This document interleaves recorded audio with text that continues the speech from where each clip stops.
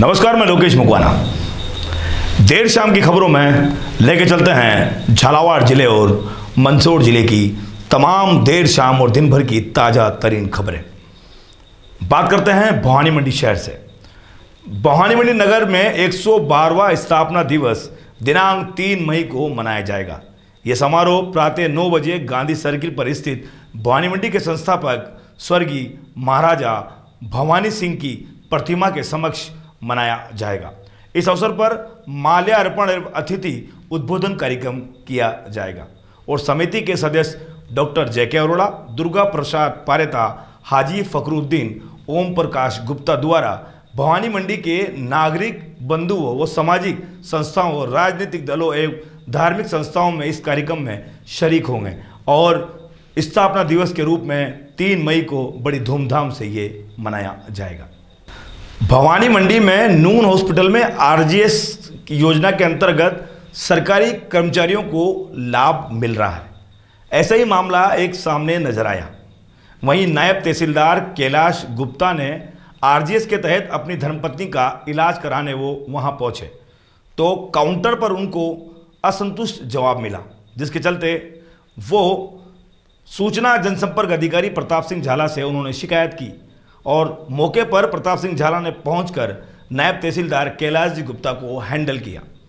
उसके बाद बताया जा रहा है कि RGS जो है उस दिन उसकी साइट जो है बंद थी, जिसके चलते उन्हें 200 रुपये देकर OPD में अपनी फाइल बनानी पड़ी। उसके बाद प्रताप सिंह झाला उनको साथ लेकर डॉक्टर चेतन शारदा को दिखाया, उनकी जांचें लिखी और उसके बाद उनको मेडिसिन RGS के तहत दिलाई गई। पूरा मामला देखिए क्या कहते हैं नायब तहसीलदार कैलाश गुप्ता, नून हॉस्पिटल के जनसंपर्क सूचना अधिकारी प्रताप सिंह झाला और रवि निमावत। सर, जिस तरह से समाचार पत्रों में प्रकाशित हुआ है कि RGS को लेकर नून हॉस्पिटल में आप इलाज कराने गए थे, किन समस्याओं का सामना आपको करना पड़ा? एज नायब तहसीलदार हैं आप वर्तमान में। मेरे पास गवर्नमेंट की तरफ से जारी किया हुआ RGS कार्ड है जी।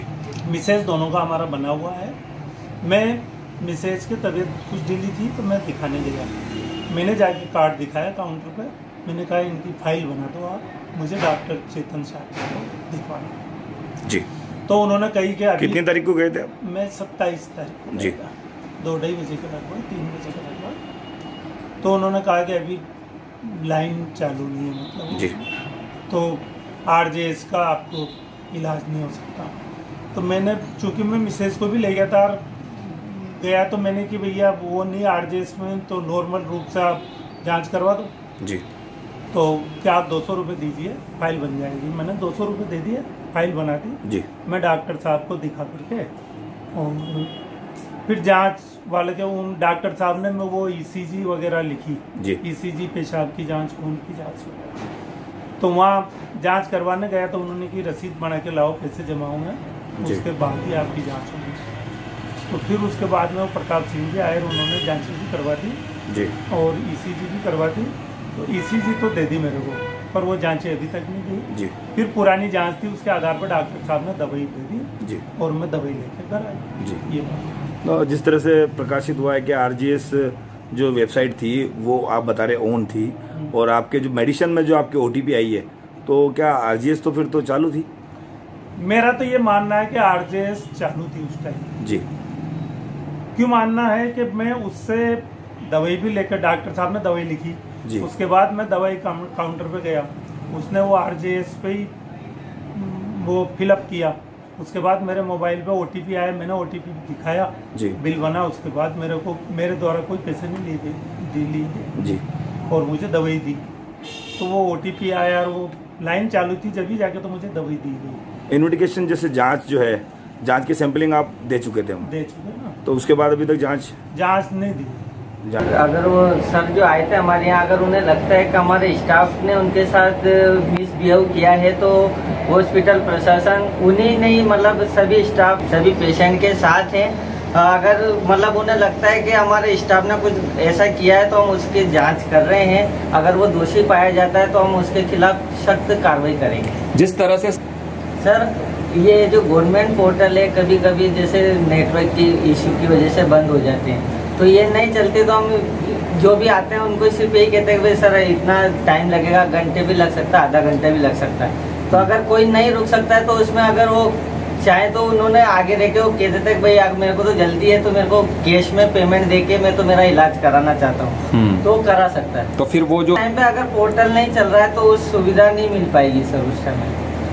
हाँ, इस मुद्दे पर हमारे हॉस्पिटल की एक कमेटी बैठी गई है, तो ये जांच करके इसका निर्णय करेगी और इस निर्णय पर अगर जो भी हमारा कर्मचारी अगर दोषी पाया जाता है तो फिर उसके खिलाफ अनुशासन। बीते कल एक मामला, देखिए मामला ऐसा है कि वो खुद मेरे पुराने परिचित हैं और वो खुद मेरे पास यहाँ आए थे मेरे ऑफिस में ही, तो मैं खुद उनके साथ गया था। उसमें ये है कि अभी हम पिछले 3-4 दिनों से जो अपना इंटरनेट और साइट नहीं काम कर रही है RGCH की, उस वजह से थोड़ी परेशानी आ रही है। लेकिन वहाँ जब हम गए तो उन्होंने कहा भाई मुझे जल्दी है, इसलिए उनके कहने पर ही हमने वो जो एक रसीद बनती है परामर्श शुल्क का वो हमने बनाई थी।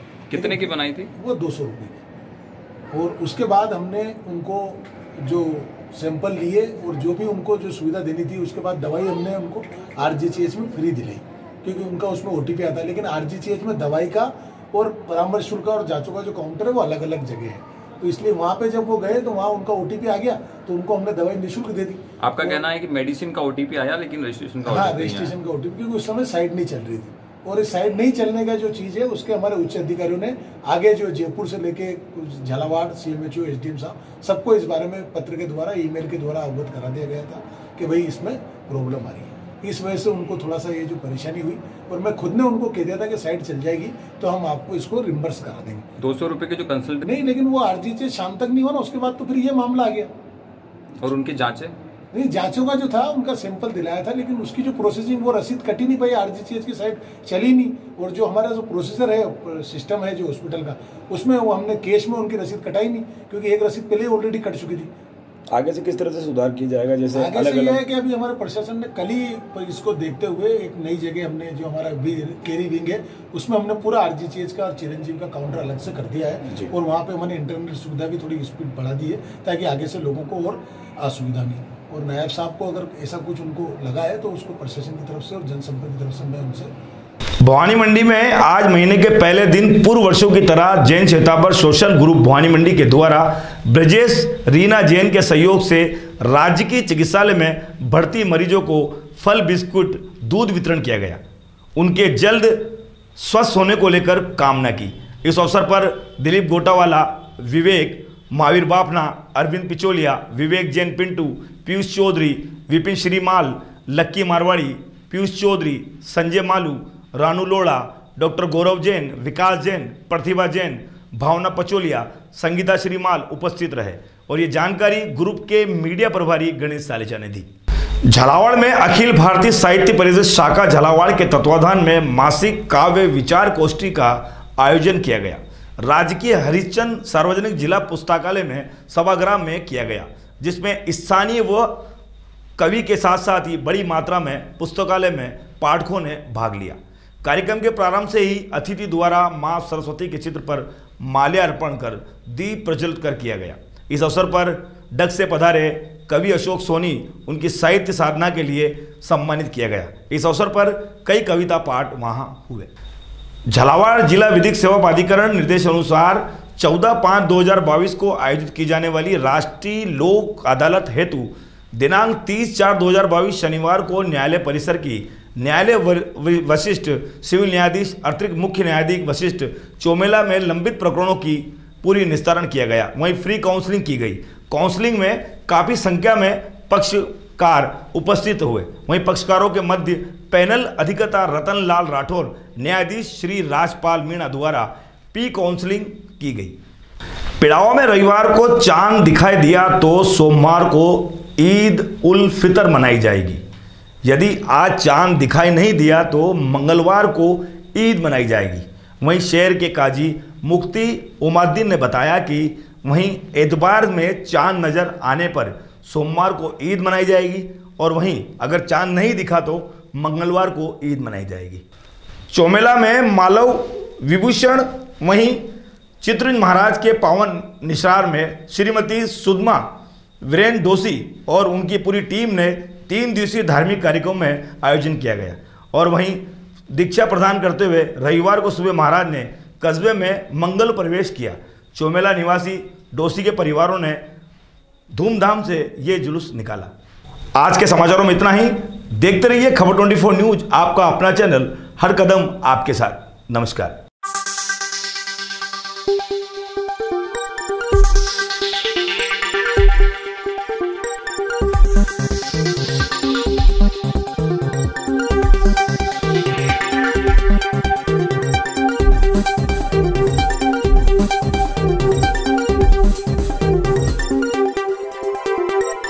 स्वाद का एकमात्र स्थान बंधु कचौरी एवं मिष्ठान भंडार। हमारे यहाँ शुद्ध देसी घी निर्मित मावे की मिठाइयाँ मिलती है। त्योहारों के रंग बंधु के संग, पल दो पल स्वाद, हर पल का रहे स्वाद। प्रोप्राइटर हीरालाल नामदेव, अरविंद नामदेव, विपिन नामदेव। बंधु मिष्ठान भंडार विश्वास और स्वाद का अनोखा संगम। हमारे यहाँ शुद्ध मावे की निर्मित सभी प्रकार की मिठाइयाँ मिलती है। बंगाली मिठाई, ड्राई फ्रूट, स्वीट, नमकीन आदि प्रकार की स्वादिष्ट मिठाइयाँ मिलती है। हमारा पता है पुराना विजयटागिज के पास, बंधु आइस फैक्ट्री, शुद्ध पेयजल निर्मित पक्के बर्फ वाला। हमारा पता रेलवे फाटक के पास, बैसुदा मंडी, भवानी मंडी।